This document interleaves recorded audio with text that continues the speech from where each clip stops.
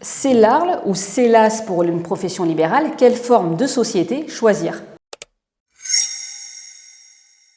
Aujourd'hui, on va répondre à une question que l'on reçoit tout le temps au cabinet de la part des professions libérales qui se renseignent sur les SEL, les sociétés d'exercice libéral. CELARL ou CELAS, qu'est-ce qu'il faut choisir? La réponse est en réalité beaucoup moins fiscale que ce que les gens pensent. Je me présente, je m'appelle Célia Pétrissan, je suis expert comptable et la fondatrice du cabinet PMC Expertise Comptable. Un cabinet spécialisé dans l'accompagnement des professions libérales et des investisseurs immobiliers. Si tu souhaites que l'on fasse le point sur ta situation personnelle, n'hésite pas à nous contacter au cabinet. On propose un premier rendez-vous d'audit fiscal offert. Tu trouveras le lien dans la bio. Alors d'un point de vue fiscal, purement fiscal, il n'y a quasiment pas de différence entre la CELARL et la CELAS. Dans les deux cas, on est sur une société qui va être soumise à l'impôt sur les sociétés. Dans les deux cas, la rémunération du dirigeant est déductible. Dans les deux cas, le dirigeant est un travailleur non salarié. Donc si tu pensais que la CELAS permettait d'optimiser l'impôt par rapport à la CELARL, eh bien ce n'est pas le cas. Pour les professions libérales, la comparaison CELARL vs CELAS n'est pas la même que SARL vs SAS dans les sociétés commerciales.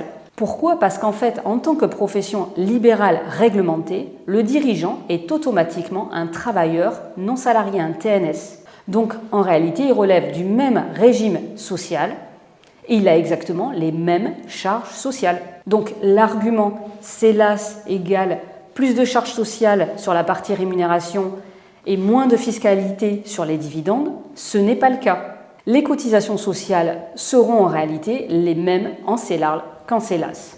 Alors la vraie question c'est quand est-ce que la CELAS devient intéressante?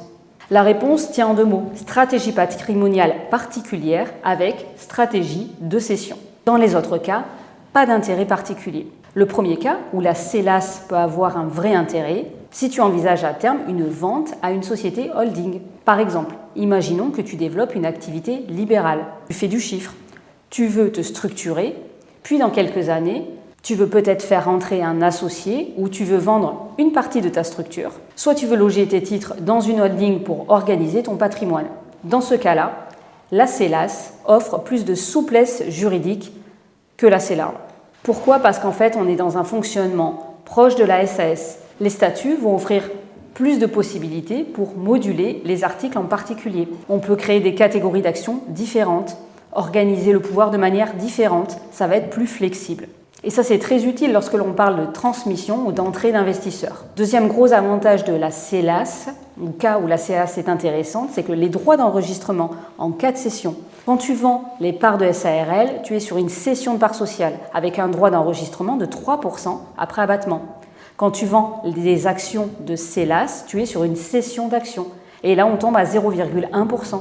Sur une petite activité, ça ne change pas grand-chose, mais avec une grosse structure, avec une valorisation importante, ça peut représenter des dizaines de milliers d'euros d'écart. Donc si tu es dans une logique de développement, de valorisation et potentiellement de sortie, la CELAS peut être intéressante.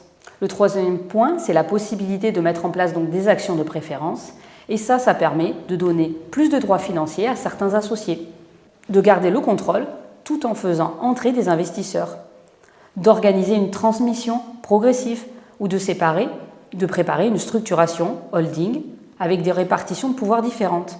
C'est utilisé dans les montages patrimoniaux ou les structures qui commencent à faire du chiffre. Donc si je résume simplement, si ton objectif est d'exercer seul, de te rémunérer, d'optimiser ta fiscalité et de rester sur une structure classique, la CELARL fait très bien le job. Si en revanche, tu as une vision plus long terme avec du développement, une valorisation, une possible vente à une société holding ou des associés à faire rentrer, la CELARL peut être plus pertinente. Il est aussi possible de changer de forme juridique, c'est-à-dire de la faire évoluer pendant son activité. Si tu es une profession libérale et que tu te poses la question pour ta situation personnelle, tu peux prendre rendez-vous avec un membre de notre équipe. On pourra regarder ton niveau de revenu, tes projets patrimoniaux, ta stratégie, ta vision long terme également pour choisir la structure qui sera la plus cohérente dans ta situation. Et si cette vidéo t'a aidé à y voir plus clair, pense à t'abonner parce qu'ici on parle immobilier, structuration, fiscalité. À très vite pour une prochaine vidéo sur la chaîne.